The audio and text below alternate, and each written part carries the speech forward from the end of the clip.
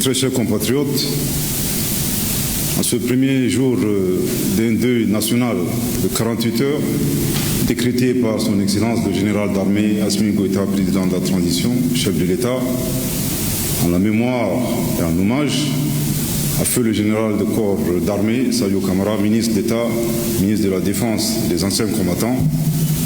Vous l'aurez compris, m'exprimer aujourd'hui n'est pas chose aisée. Je voudrais m'incliner devant la mémoire de l'illustre disparu et de toutes les personnes décédées à la suite de ces incidents terroristes. Je voudrais vous inviter à observer une minute de silence en leur mémoire. Merci.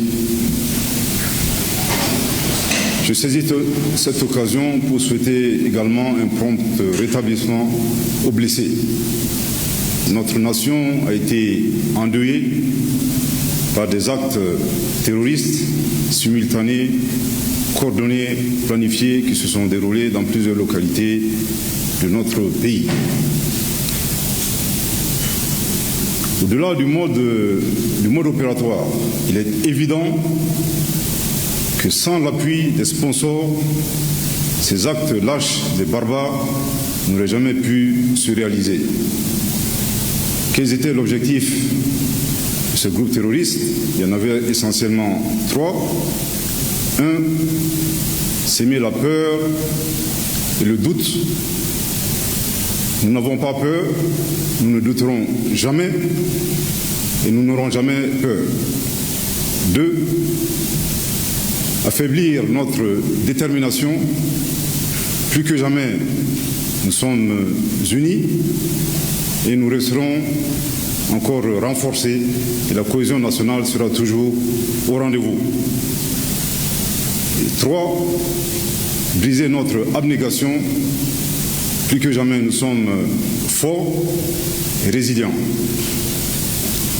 L'objectif de l'ennemi était de conquérir le pouvoir en démantelant les institutions de la République et en mettant un terme au processus de refondation et d'édification du Mali croix.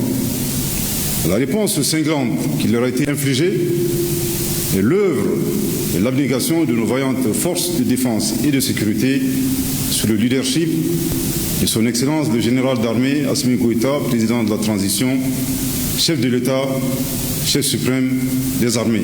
Je voudrais ici saluer leur professionnalisme.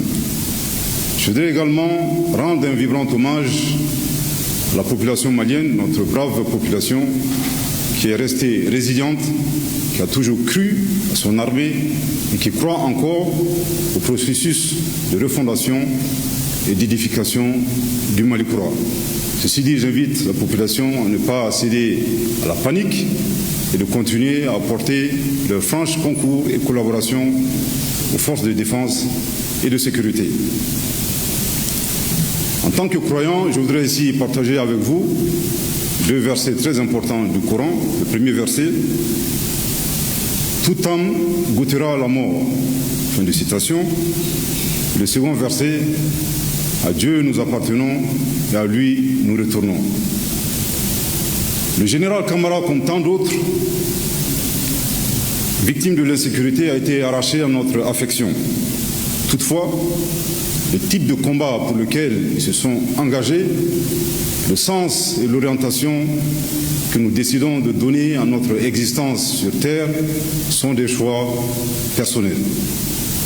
Le général Kamara, comme d'autres victimes civiles et militaires dans notre pays, ont fait le choix de leur patrie, ont fait le choix de mourir les armes à la main, ont fait le choix de faire preuve d'abnégation et de détermination en donnant jusqu'à la dernière goutte de leur sang. Je formule ici le vœu en espérant que celles et ceux qui sont dans cette disposition mentale, cet état d'esprit, ressortent encore plus renforcés. En revanche, ils sont très nombreux, bien entendu, les patriotes. En revanche, celles et ceux qui sont dans d'autres dispositions, je ne voudrais pas désespérer de la nature humaine. J'espère qu'ils retrouveront le droit chemin Il n'est jamais trop tard pour aimer sa patrie, pour aimer son pays.